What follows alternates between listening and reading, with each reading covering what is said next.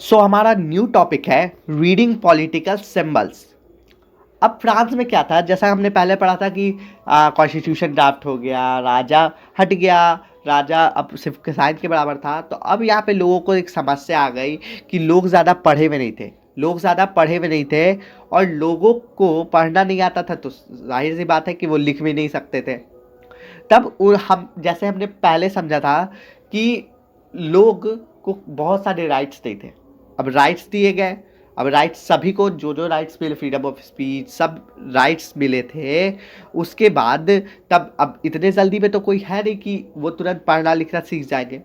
और अब यहाँ पे क्या था कि लोग सिंबल्स का यूज़ करने लगे अपने बात को जाहिर करने के लिए। जैसे आदि मानव आते के साथ उन्होंने रॉक्स पे पेंटिंग्स ये सब की। अब यहाँ पे इन लोगों ने रॉक्स पे पेंटिंग ये सब नहीं किया, इन्होंने सिंबल्स का आविष्कार किया, सिंबल्स बनाया। और इन सिंबल्स का जो आविष्कार किया था, जो पेंट किया था, उनका नाम था क्या नाम है भाई, ले बार्बर। इनका नाम था ले बार्बर, ठीक है। इन्होंने पेंटिंग बनाई थी। ये जो जितने भी साइन है, सिंबल्स है, ये सब इनके द्वारा दिए गए। और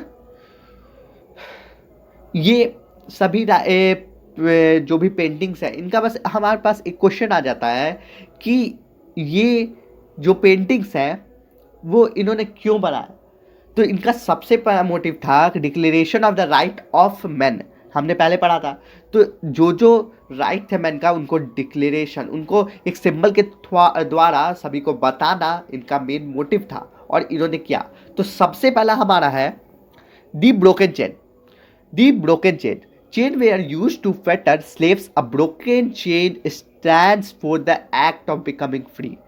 broken chain, जो broken chain थी, उनका बस जो ये पेंटिंग बनी, इसका बस एक मोटिव था। जो मोटिव था कि लोग हैं उन सभी, वो सभी आज़ाद है, सबको आज़ादी का अधिकार है, सब आज़ाद है। यहाँ पे कोई भी यहाँ पे गुलाम नहीं है किसी का, सब आज़ाद है। दूसरा है the bundle of rods are faces.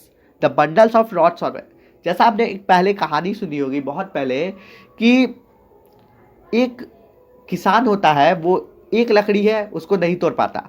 जब वो 5-6 लकड़ी को एक साथ देखता है, वो तोड़ता है तो वो तोड़ लेता है, तोड़ नहीं पाता है, और एक लकड़ी को वो तुरंत तोड़ देता है। तो इससे हम यूनिटी को शो कर रहे हैं। बस यहाँ पे यही चीज़ है कि जो लोग थे उन सभी में जो स्ट्रेंथ है वो उनके यूनिटी है, वो यूनिटी में है, तो कोई भी उनको तोड़ नहीं सकता।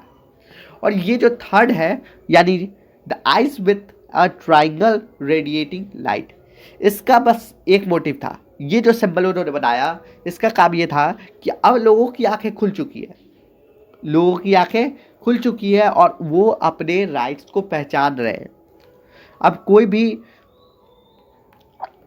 बिना नॉलेज के नहीं है, सबके पास नॉलेज है, सबकी आंखें खुल चुकी है, सब सही गलत में भेद जानता है।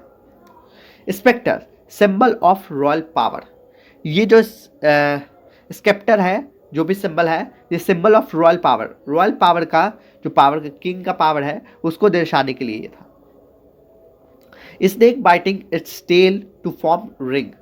यहाँ पे ये क्या होता है कि ये जो है ना, ऊपर सेक्शन की सोसाइटीज़ हमेशा नीचे सेक्शन की सोसाइटीज़ को अपने काम के लिए क्या करती थी, अपने काम के लिए उनको एक्सप्लॉइट करती थी। बस यहाँ पे ये चीज़ है कि वो जो अपर सेक्शन थे, जो रीच सेक्शन थे, वो नीचे के सेक्शन को, जो पुअर थे, उन सभी को एक्सप्लॉइट करती थी। अब यहाँ पे है द फ्रीगियन कैप। अब ये जो कैप था, ये एक सिंबल था जो कि जो भी लोग थे जो आज़ाद हो चुके थे उनके लिए कैप था। ये वो पहनते थे खुद को दर्शाने के लिए कि वो फ्री है। Blue white red, blue white red सबसे इंपॉर्टेंट। ब्लू वाइट रेड जैसे हमारा फ्लैग में रंग होता है, ठीक उसी प्रकार ये नेशनल कलर ऑफ फ्रांस, ये नेशनल कलर ऑफ फ्रांस है, ब्लू वाइट रेड। और इसके साथ साथ ये उनके फ्लैग का कलर भी है। द विंग्ड ह्यूमन, ये लॉ को दर्शाती है कि लॉ है, ये it shows the about law, ठीक है। अब है लॉ टैबलेट। लॉ टैबलेट का मतलब ये होता है कि कोई भी चीज़ जो कि पत्थर पे लिख दी हो वो फिर मिट नहीं सकती। ठीक उसी प्रकार यहाँ का लॉ था, फ्रांस का लॉ था कि वो एक बार वो टैबलेट पे लिखा गया, वो पत्थर पे लिख चुका है, अब वो सबके लिए एक है, वो किसी के लिए चेंज नहीं होगी। वो अगर गरीब है तो गरीब के लिए भी सेम, और कोई अगर ऊंचा है, रिच है, तो उसके लिए भी सेम होगी।